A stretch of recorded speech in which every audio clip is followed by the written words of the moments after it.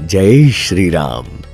आप सब दशरथ नंदन राम जी के बारे में तो जानते ही हैं, पर क्या आप दशरथ नंदिनी शांता के बारे में जानते हैं? मैं हूं निशांत और आप सुन रहे हैं मेरे प्रभु राम।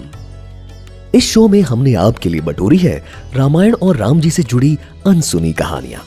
इस महागाथा के कई रूप हैं और ऐसे ढेर सारे किस्से हैं जो शायद आपने अपनी दादी नानी से भी नहीं सुने होंगे। तो चलिए जानते हैं रामायण का एक और दिलचस्प किस्सा। आज हम जानेंगे दशरथ नंदिनी शांता के बारे में।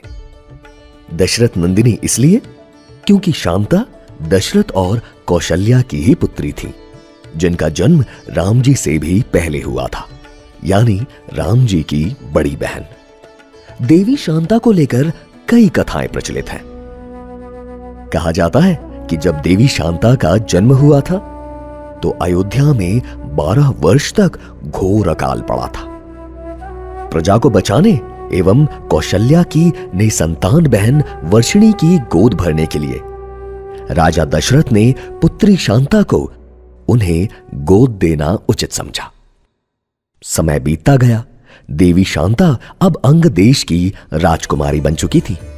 तथ्य है कि एक बार अंग देश में भी सूखे के हालात बन गए थे। ऐसे में श्रृंग ऋषि द्वारा यज्ञ करने पर राज्य में खुशहाली वापस आई।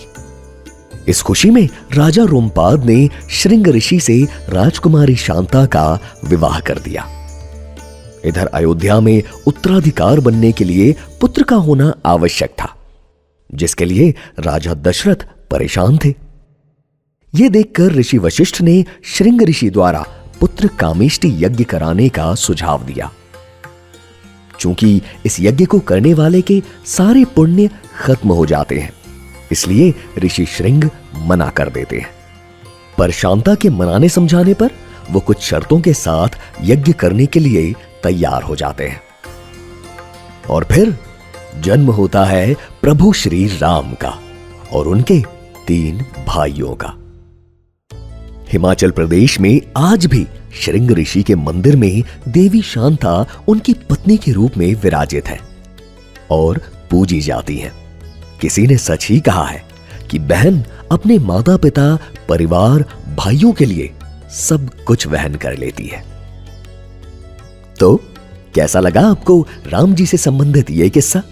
बताइए हमें हमारे official Instagram handle @redfm podcasts पर DM कीजिए।